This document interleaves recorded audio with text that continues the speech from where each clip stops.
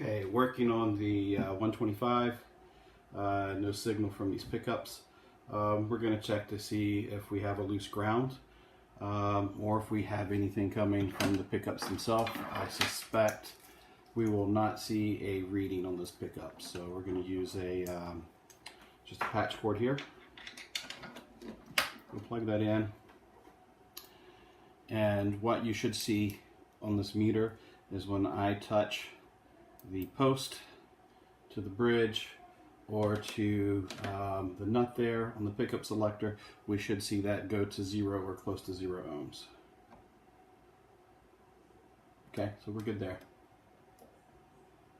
And also there. So that tells me we do have a connection from signal ground to the bridge, and we're also grounding the metal parts of the switch here. Actually, and there's a shield down here that I can get through the F hole, and we got a complete ground. And sometimes I don't feel one over there. Oh, there it is.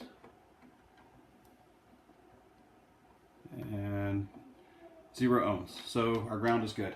The next step is to check the output of the pickups. So we're going to turn the pots all the way up. We've selected for the bridge pickup. And if we have a connection, we should see anywhere from 7 to 10 ohms on the P90. And you can see on the meter that we have an open circuit. Again, both pickups engaged. We have nothing. And then on the neck pickup, again, we should see 6 to maybe 9 ohms depending on the windings.